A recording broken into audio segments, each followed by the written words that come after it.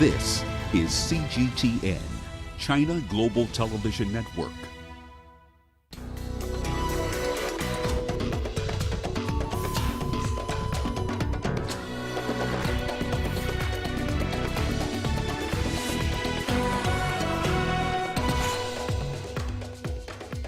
UN Chief Antonio Guterres asks foreign fighters and mercenaries to leave Libya.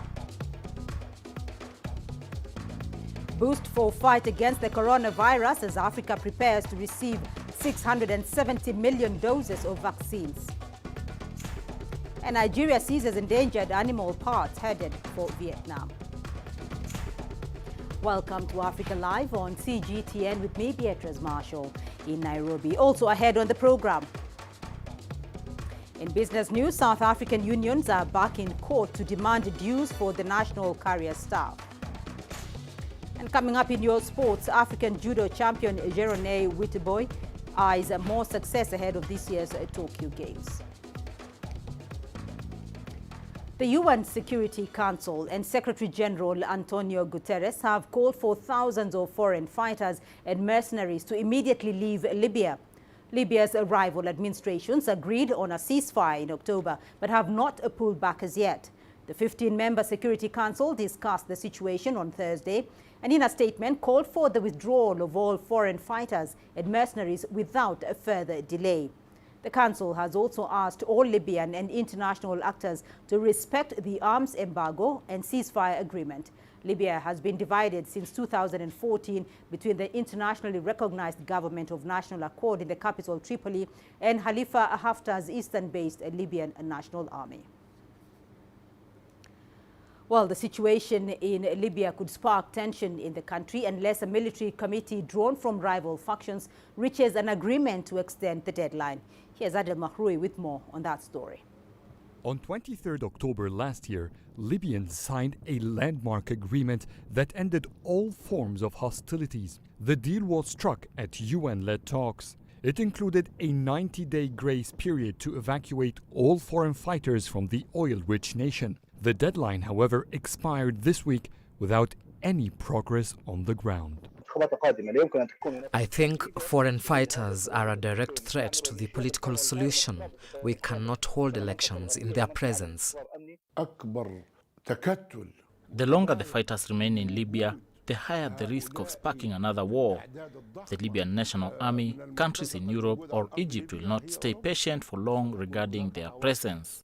On 23 January, the UN support mission in Libya announced that countries, including Turkey, have renewed their commitment to back the departure of foreign fighters. But some experts doubt that any change could be seen soon. The Libyan National Army is developing. It has jumped 10 positions in the global defense rank. This increasing strength creates concerns in the government of national accord. Turkish forces' withdrawal from Libya would give more leverage to the LNA. That will reflect into strategic losses and a kind of political defeat for GNA. It can affect its share of positions in the next government. Libya has thousands of mercenaries and foreign fighters based there. This is in addition to several foreign military bases, most of which are Turkish. They mainly support the Western-based government of national accord.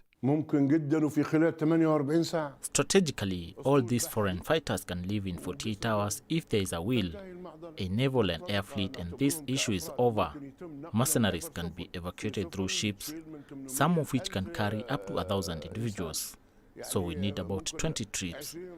The arms and weapons came through sea and air. That can easily be reversed. The eastern-based Libyan National Army led by General Khalifa Haftar also enjoys some foreign support.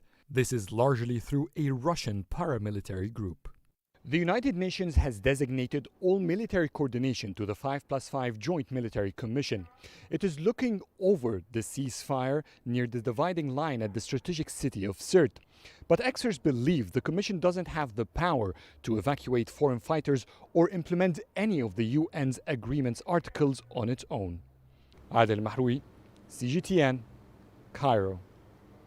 Let's get more perspectives on this. I'm now joined by Major General Samir Raghib, a security and strategic analyst at the Arab Foundation for Strategic Studies in Cairo. Major General, thank you for joining us on Africa Live today. Now, the UN has called for thousands of foreign fighters and mercenaries to immediately leave Libya. There are competing political and international interests that are responsible for placing those fighters in Libya. What options are there to push them to meet the terms of that peace agreement? Thanks for having me. The conflict in Libya is a multi-layer conflict and a multidimensional conflict. We have domestic conflict over wealth and power. We have regional conflict that has proxies in the domestic conflict in Libya, and the international parties also involved in the conflict by supporting regional parties or direct support for proxies in Libyan land. The international community managed to work directly with Libyan in intra-Libyan discussion. But the international community hasn't the mechanism required for observation and verification. Also, there is no force for applying the resolution, for applying the ceasefire accord. So must work directly for punish the involved parties, the leader of the groups in the ground must deny them from get wealth and power, and must convince them that the only way for reach for power and wealth via process which is peaceful and transparent and democratic. Right. When you call for the parties to obey the international law or international resolution, then no one will pay attention. But when you force them by punish them, banning the countries that supply weapons for the parties from getting weapons and ammunition. A matter of banning Libya will not work. Right, but when you threat the countries involved, that the international community will ban them from getting the weapons, then will make consensus. And so there is no way, in your view, there is no way of applying that accord. So then the question will be, to what extent does that current situation obstruct the road to peace in Libya? Yes, because of the conflict over or disputes over wealth and power, then the warlord try to prevent any progress in the peaceful process, because if there are a nation state, they will not get the money and wealth. So the multiplication of security agencies and apparatus, the parallel executive bodies work without clear responsibility. There are no clear command lines. Then the responsibility lost during this chaos. So when you encourage those conflict parties to obey the path or the peaceful path, then they will stop conflict. Where there are a civil war, there is no nation will return again. Must stop civil war and stop all proxies and conflict and intervention from regional, international. Then there will be one path that is peaceful and democratic path. Major General Samir Raghib joining us there from Cairo. The African Union has secured an additional 400 million doses of COVID-19 vaccines. The doses will be dispersed across Africa. The director for the Africa CDC says the order was secured through the Serum Institute of India. John Nkengasong added that all 400 million doses will be of the Oxford-AstraZeneca COVID-19 vaccine. Earlier this month, the African Union secured 270 million doses of COVID-19 vaccines from various manufacturers. Morocco has started a national coronavirus vaccination campaign after receiving vaccine shipments from AstraZeneca and Sinopharm. According to state media reports, the country has received about 2 million doses of AstraZeneca's vaccine, manufactured by the Serum Institute of India, and around 500,000 doses of vaccines manufactured by China's Sinopharm. Vaccination rollout has already begun in the country.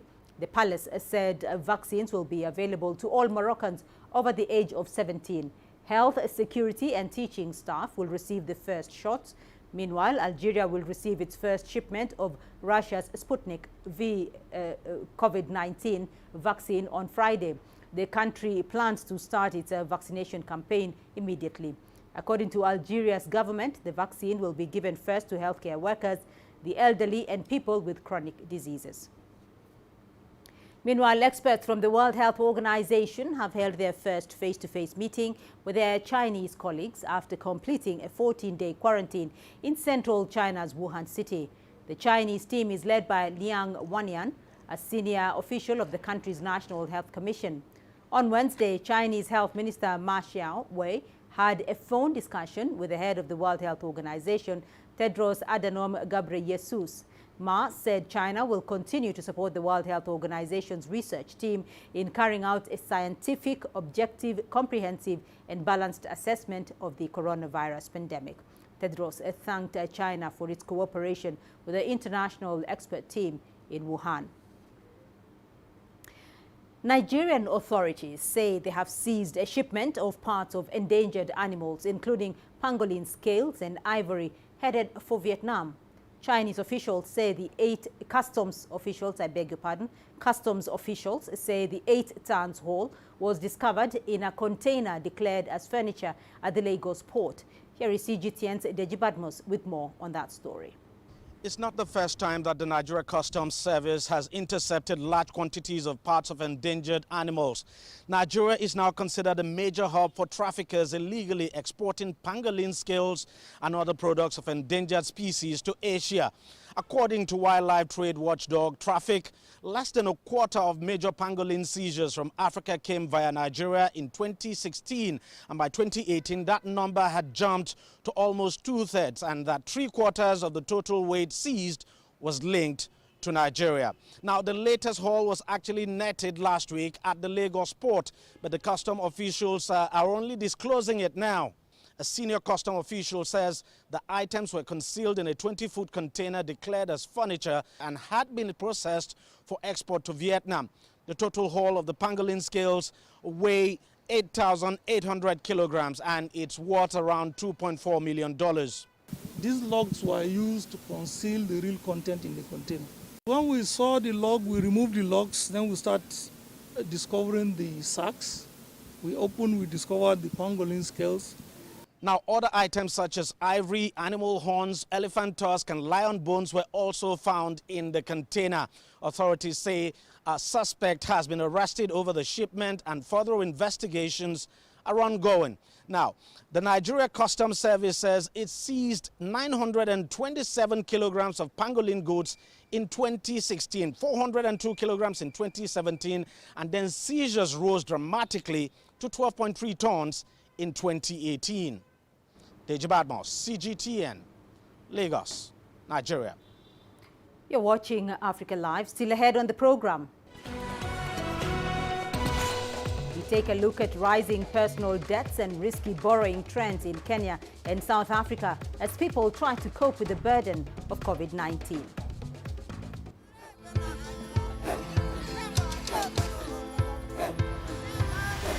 Africa is a continent of diversity, with varied climates and enchanting geography, and a people so distinct, but with a shared enduring spirit. We are at the heart of the continent to bring you the untold stories. Let's have a look. we celebrate Africa as it shapes its own destiny. Tunis, Cairo, Juba, Ethiopia, Tanzania. Africa Live. Find your voice.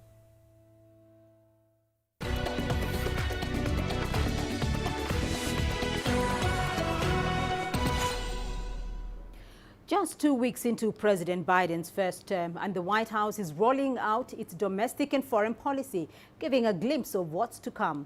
Fresh faces in 1600 Pennsylvania Avenue means a pivot away from the Trump administration. And China has been urging the U.S. to chart a new course. CGTN's Timothy Ulrich reports. This is America's day. This is democracy's day. A day of history and hope, of renewal and resolve.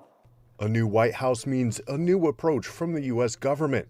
But one Trump-era policy reared its head on Thursday during the confirmation of Biden's Secretary of State, Antony Blinken. My judgment remains that genocide was committed against the Uyghurs, and that hasn't changed. Blinken's predecessor, Mike Pompeo, said in the last days of the Trump administration, China has been carrying out a genocide in Xinjiang. It was a claim Beijing officials have repeatedly rejected. Chinese Foreign Ministry spokesperson Zhao Lijian spelled it out once again on Thursday after Blinken's confirmation. There is no genocide. There is no genocide. There is no genocide, period. Cui Tiankai, China's ambassador to the United States, called on the Biden administration to take a more harmonious approach. It is hoped that the two sides will uphold the spirit of non-conflict as well as non-confrontation and mutual respect with each other. During his confirmation, Blinken said Beijing and Washington could work together on tackling climate change, and Biden has delayed a ban on American investments in companies alleged to have ties with the Chinese military, lifting some Trump policies while leaving others in place. That includes what the U.S. calls freedom of navigation operations. The White House sent an aircraft carrier group to the South China Sea over the weekend, drawing criticism from Beijing over territorial integrity. Timothy Ulrich, CGTN. Earlier, we spoke to independent current affairs commentator Einar Tangen about Washington's China policies under the Biden administration. The rhetoric coming out of Washington continues to be very strongly anti-China. You saw that with the confirmation process of the new ambassador to the UN, simply because she voiced doubts about how China should be approached. She's been vilified. So it's become a litmus test. Unless you're anti-China, you're not drinking the Kool-Aid of American exceptionalism. They're taking a page out of Donald Trump's book, which is to accuse others of doing what you're doing yourself. I mean, clearly the U.S. is the global hegemon and controls the banking system. It has the greatest military power. It's still the richest nation. It consumes more per capita than any other nation. So, to accuse China of doing that is simply trying to move the ball across the court when it's clearly in yours. In Nigeria, no fewer than 120,000 children die annually from pneumonia. This is according to new reports from aid agency Save the Children International. Pneumonia infection is common among children aged 5 and below and is a leading cause of childhood deaths in Nigeria. CGTN's Kelechi Emekalam reports. Halima Bello is in hospital with her son Mohammed for a follow-up visit with his doctor. The 4-year-old had pneumonia and was admitted for over a week. Though out and recovering now, it was a torturous experience for the little boy. He can't sleep well because of catarrh, serious catarrh. Then there's temperature, his running temperature, like 2 days. So I just said, let's come to the hospital because we cannot take things for granted. So we just rushed to the hospital. They admitted us emergency and they take good care of him. Pneumonia is a life-threatening infection that inflames the air sacs in the lungs. The burden of pneumonia in children is still very high in Nigeria. Statistics from Save the Children puts the number of deaths at 120 yearly. making Nigeria the highest contributor to global deaths. The vaccine uptake all over the world, especially in sub-Saharan Africa, is a problem. People don't want to take vaccines, and these are things that can actually prevent children from coming down with pneumonia. Consider rural areas where mothers are cooking. The baby is strapped at the back, you understand, and is cooking with firewood. So all the smoke that is coming from there is equally going to the baby that is at the back of the mother. In Nigeria, it costs no less than $50 for the treatment of mild cases of pneumonia and twice as much for severe cases. That's a huge financial burden for the 40% of Nigerians who live below poverty line. The health risks are higher now that the country faces its second wave of the coronavirus. We need to prevent infection by regular washing of our hands, and cough etiquette is very, very important. It's more important now that we now have another important viral agents out there, COVID, because they are all respiratory problems. So the best thing is for their children not to even have symptoms that will look like pneumonia, because if a child has a symptom that looks like pneumonia now, everybody will think it's COVID. The UN's Children's Agency, UNICEF, projects that without timely intervention, up to 2 million children could die from pneumonia in the next decade. Health workers are looking to government and its international partners to scale up intervention efforts to avert more deaths in the coming years. Kelechi Emekalam, CGTN Abuja, Nigeria. The economic consequences of COVID-19 have financially crippled households across the continent. Many people have been forced to start the year by seeking loans. In today's episode of Panorama Africa, CGTN's Lindim Tongana takes a look at rising personal debt and the risky borrowing trends emerging in Kenya and South Africa.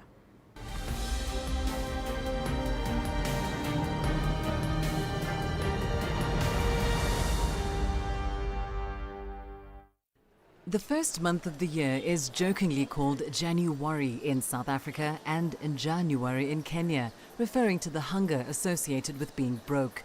But it's hardly a laughing matter. In many cases, the beginning of the year marks the start of a vicious cycle of debt.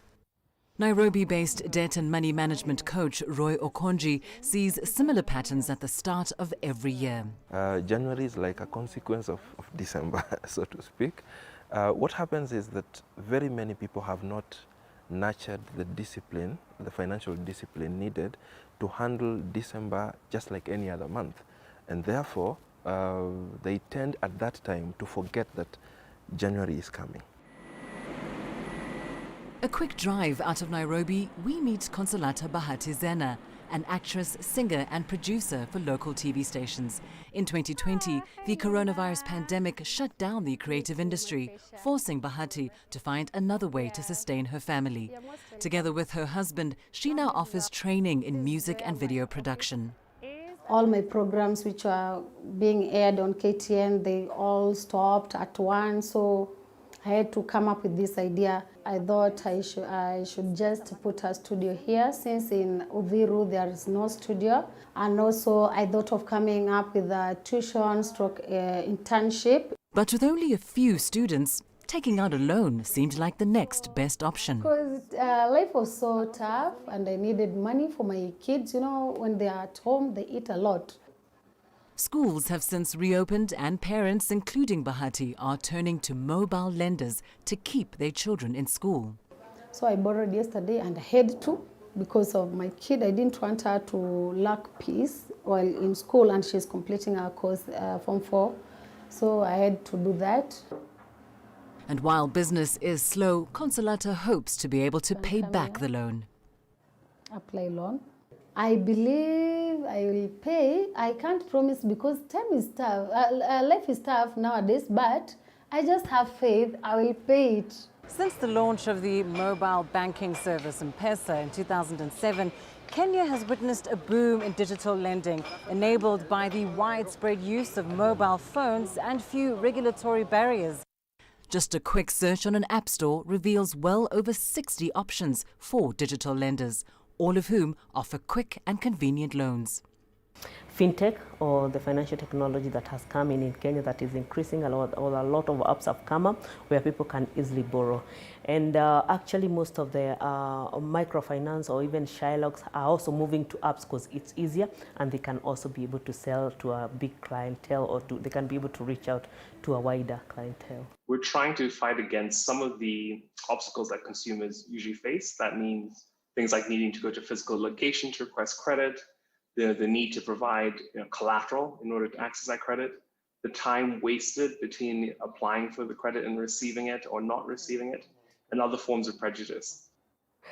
Dear customer, did you know that you can grow your loan limit But there are downsides, like incessant mobile marketing, encouraging one to borrow more, and interest rates as high as 45% a month. 30 days and watch your loan limit grow. They encourage you to take loans. When you take long to apply for their loans, they think that they have lost their customers. So, that's just encouraging us to apply for more and more loans. People get to a point where they begin to look at them as saviors without caring and thinking about the end effect of the same, because the truth is that they are very costly compared to mainstream loans. They are very costly, and they come with a lot of pressure at the time of payment. The questionable practices of some mobile lenders are not only associated with getting more people to borrow increasingly larger amounts of money, but also with ensuring those borrowers pay that money back. Some loan apps have been known to gather the personal data of their customers and then use that information to bully and shame them in the event of defaulting. We have seen some organizations, as you said, during the loan collection process, essentially sending out messages to borrowers' entire phone book, trying to make their friends and family debt collectors.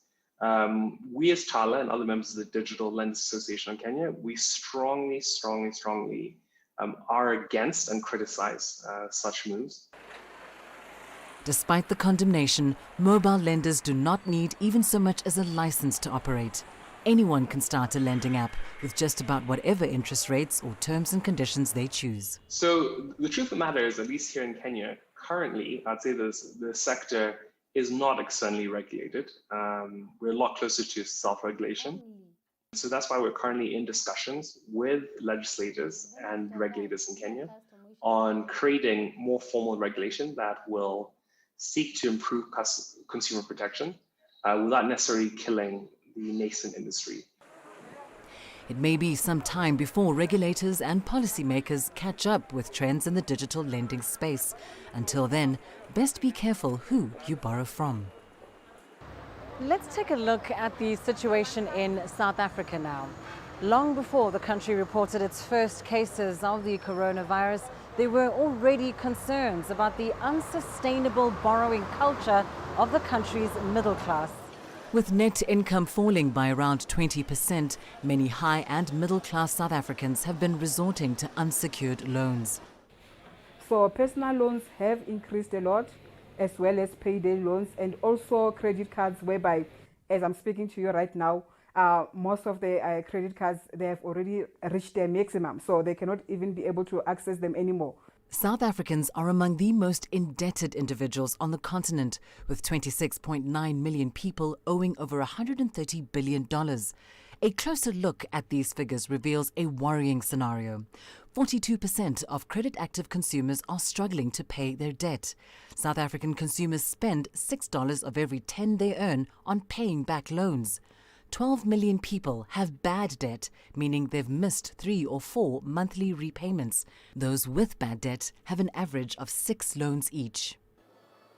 The COVID-19 pandemic has only made matters worse. South Africans have faced some of the world's toughest lockdown restrictions. The effect on the economy has been devastating. Pay cuts, job losses and business closures have left the pockets of millions empty.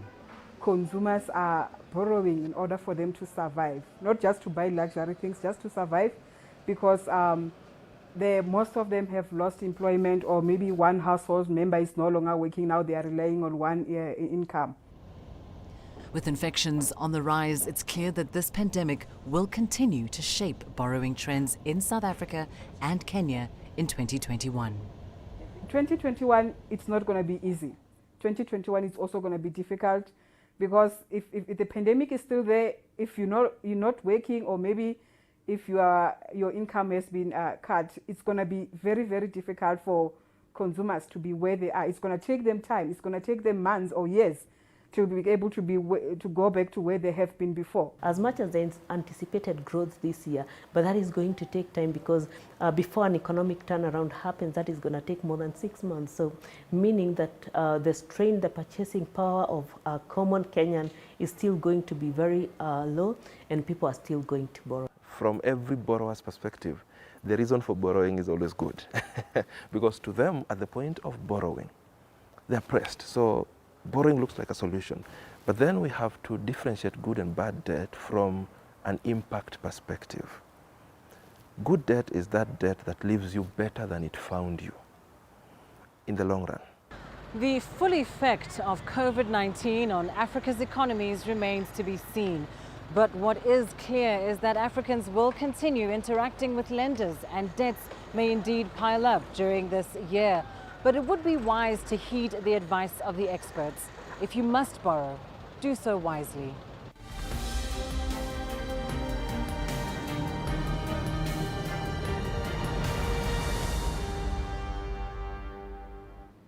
And we still have more news for you here on the program. Here's what's ahead. Your business news: and South African unions are back in court to demand dues for the national carriers staff. Africa is the nexus of enterprise, and global business will tell you why it matters. From the mega investment projects to multi-billion-dollar mergers and acquisitions. Africa today collects, just in terms of revenues from taxes alone, $545 billion a year. If you take 10% of that and you devote it to the energy sector, problem solved. All this on Global Business, weekdays at this time on CGTN.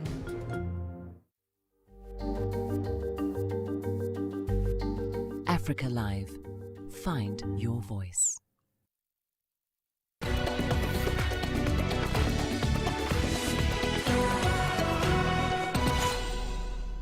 The South African Airways rescue saga is back in the Labour Court. The National Union of Metal Workers of South Africa and the South African Cabin Crew Association are seeking an order that the airline be compelled to pay all their members their outstanding salaries.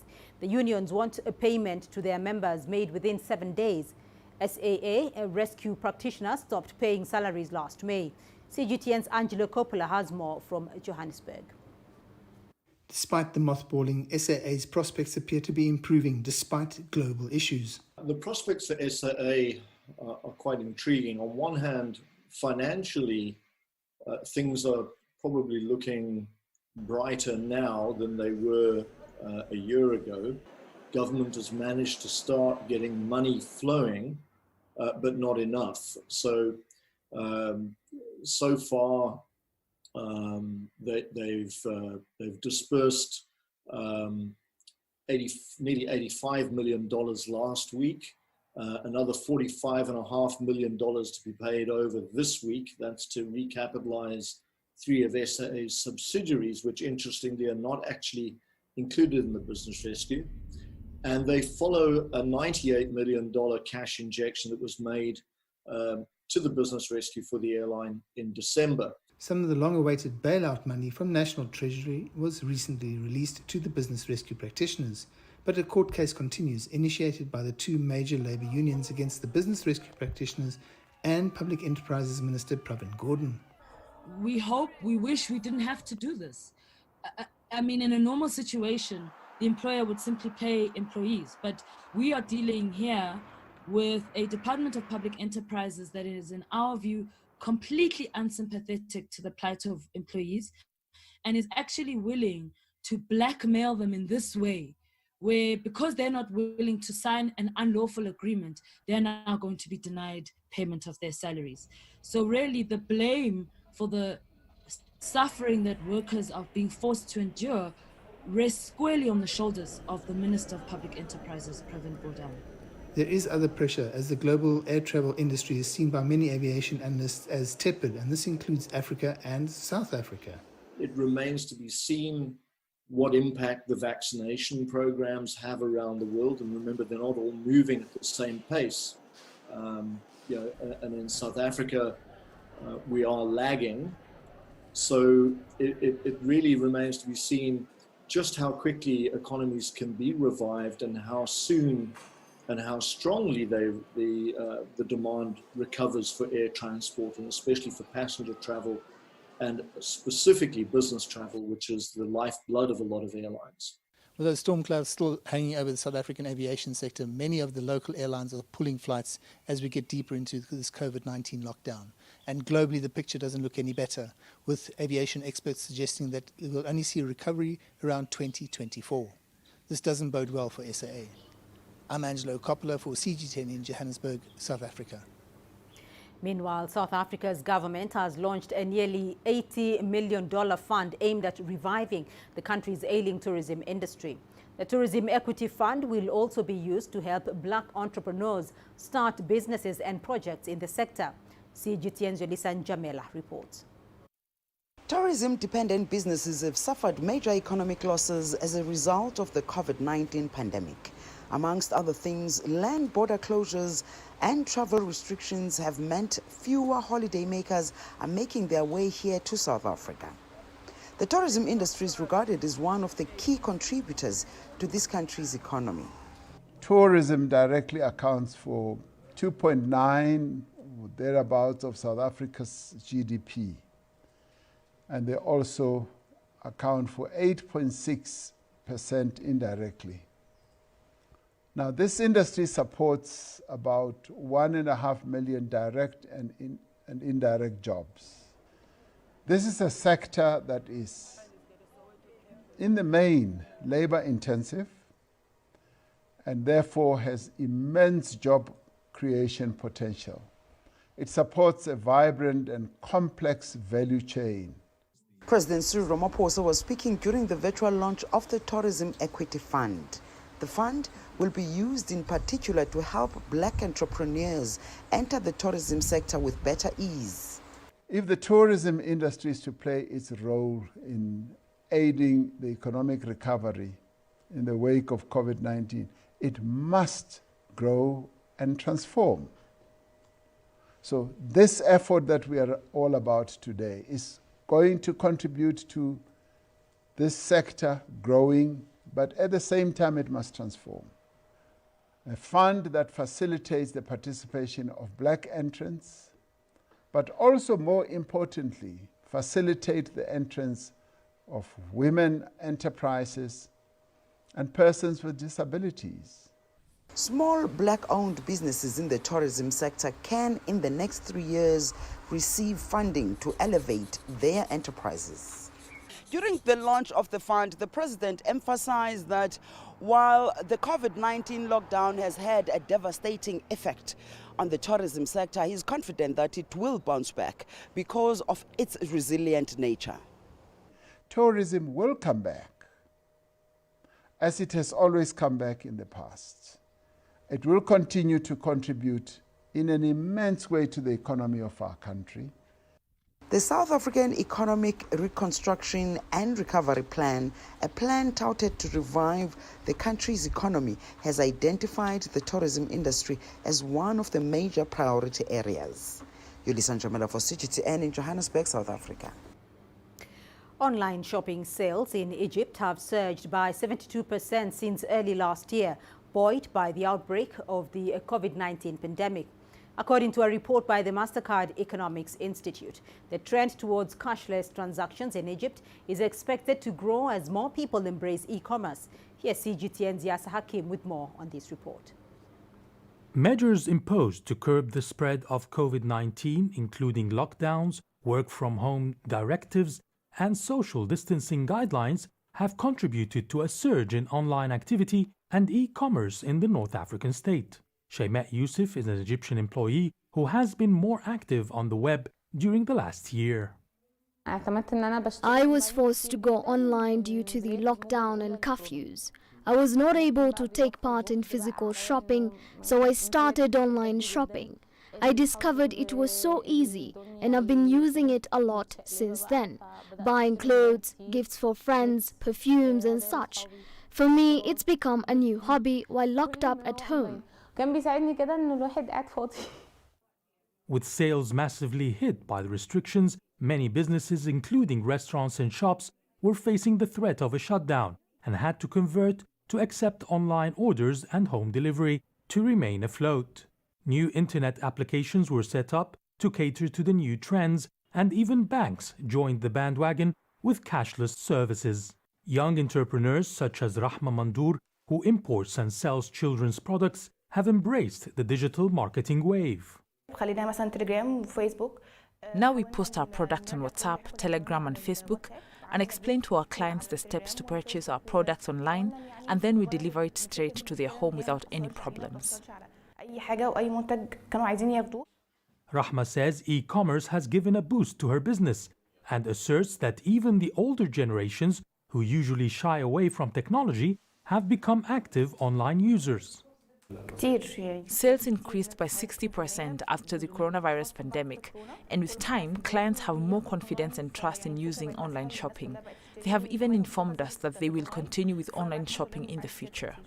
And with Egypt's large population yet to be fully tapped, amid rapidly increasing internet penetration rates, e-commerce is expected to maintain its upward trajectory even after the virus is contained. Yes, Hakim for CGTN, Cairo. The Zimbabwe Stock Exchange is expected to continue on an upward trajectory in 2021 against economic headwinds facing the country. The equities market was the best performing investment vehicle in 2020, registering a 968% growth in turnover. Here's Farai Mwakutuya with more details from Harare. While it's still early days yet, the Zimbabwe Stock Exchange seems to be living up to expectations and has picked up from where it left off last year. I think looking at the performance of the African market so far, just from the past 2 weeks, we will see that already the Zimbabwe Stock Exchange was, I think, close to about 6% up, and this is in actual real returns. And my anticipation is that we should hold strong in that regard, for the rest of the year. The dearth of viable investment options will continue to buoy the local bourse. When you look at the money market and the interest rates that are being paid there, they are negative real interest rates. When you compare them with inflation, where inflation is around 348%, and the interest rates that are being paid are between 30 to 70%. So you can actually see that investors will not recoup much in terms of interest earnings. The real estate sector, you can actually also see that it's very illiquid. People are holding on to sell in US dollars, and the prices in US dollars are not are too high for those who hold US dollars. Unlike in previous years, local investors are expected to dominate activity. Concerns over the repatriation of dividends, as well as the abrupt closure of the exchange for 5 weeks last year, saw some jittery foreign investors take flight. The ZSE has lowered the minimum amount needed to invest to 500 Zimbabwe dollars, about $6, and set up a trading portal, paving the way for thousands of individuals to buy and sell shares directly. Really, individual investors make up less than 5% of the participants on the Zimbabwe Stock Exchange currently. So this is a great opportunity. Zimbabweans generally have a high propensity to save. And, once you've saved that money, you want to make sure that you don't just keep it in a place where it loses value because of inflation. You want to make sure that you find a home for it where it can grow. And so the Zimbabwe Stock Exchange does offer that opportunity. The ZSC says about 20% of trades have come through the direct portal already and plans to make further improvements to see the volumes grow.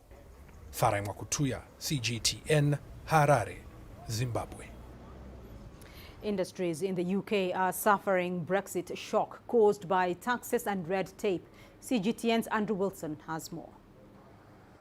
Trickers have been making luxury shoes in the East Midlands since 1829, surviving world wars, stock market crashes, and now a pandemic. But Brexit is a new challenge. For their many EU clients, the trade deal may mean no tariffs, but tax is another matter. Luxury shoes last a lifetime, but they need maintenance, and simple repair jobs from EU clients are getting expensive. We are having VAT applied, which is ridiculous because the customer owns those shoes. We've had, I think, at least 5 or 6 repairs back in the last week where the average charge from the carrier is about £90, which means that our customer in Europe, instead of paying £150, will be paying nearer £250. The trade deal got Brexit over the finish line, but clearly needs more work. Trade advisors point out that leaving the single market was never going to be easy or straightforward. What we have with the EU-UK Free Trade Agreement is a template for a very standard free trade agreement, like a free trade agreement that we have with Canada or with Mexico. So we're departing from a very high point with free movement of persons, free movement of goods and services to a situation which is much more restrictive, but one which is not unexpected. And there are barriers for exporters too. This cheesemaker in Derbyshire is ready to keep supplying its European customers, but can't unless the costly new layers of red tape are resolved. For instance, this one wedge of cheese to a consumer requires exactly the same health certificate to be issued as £180 each, as would a pallet of these cheese going over as a wholesale shipment. The Brexit shock is reverberating. Under EU rules, this eel farm in Northern Ireland can't supply its London customers anymore. 20% of its market gone overnight. British businesses are learning the hard way about how free trade operates outside the old club. And so far, it's proving an uncomfortable ride, but one the experts insist should have come as no surprise. Andrew Wilson, CGTN. In the US, new data shows the GDP shrunk by more than 3% last year, despite a rebound during the last quarter. It's the first contraction since the 2008 financial crisis and also the biggest drop in more than 70 years. Giles Gibson has more. A long wait for a coronavirus vaccine in New York City, and it could be a while before the US economy gets a shot in the arm itself. New data shows a 3.5% contraction in 2020 and fourth quarter GDP growth at an annualized rate of 4%. That's way down on the explosive 33.4% growth between July and September, which was largely a rebound from a devastating COVID-fueled dip in the spring. Announcing interest rates will remain near zero on Wednesday, the chair of the Federal Reserve was clear about the #1 challenge facing the economy. What you see is an economy where what's holding it back is not the lack of policy support from the Fed, it's the pandemic. It's the spread of the disease and people's reluctance or inability to partake in certain kinds of economic activities, which amount to a meaningful part of the economy. Surging coronavirus case numbers forced many businesses to close again over the winter before political upheaval in the wake of last November's US presidential election. Here in the US Capitol, the mayor has asked businesses to take down these wooden boards that were put up due to fears over violence during the presidential inauguration to show DC is open for business. The International Monetary Fund, though, upgraded its forecast for both the US and the world this week, predicting 5.5% global growth and 5.1% for the US. The upgrade is owing to positive effects that have come upon with the onset of vaccinations in many countries, and also because of the additional fiscal policy support that's been provided in some economies like the US and Japan. Good afternoon, everybody. US President Joe Biden wants to keep the taps open, asking Congress to approve a $1.9 trillion relief package as states roll out unprecedented vaccination programs. Giles Gibson for CGTN in Washington. Let's now take a look at your sports news. Here's what's ahead. The African judo champion Jerone Waitubu eyes more success ahead of this year's Tokyo Games.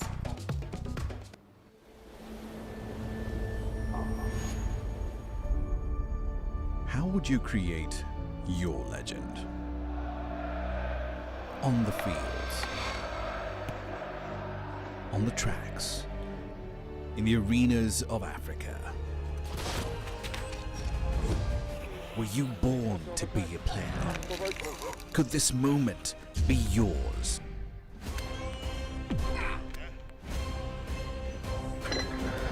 Sports Scene. Find your game. With some of the highest natural sentience in the world, Namibia is a mecca for sandboarders. Being extreme personalities, the search to conquer the most difficult ride never ends. Rarely do you find one who's also passionate and caring about his community. His township tours connect two worlds and empower the local people.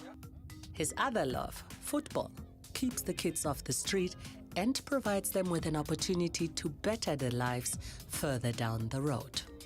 This is Raymond, enriching his community one step at a time.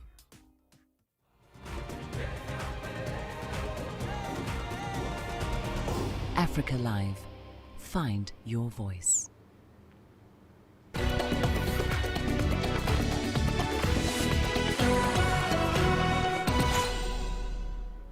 Jerone Whiteboy is a judo heavyweight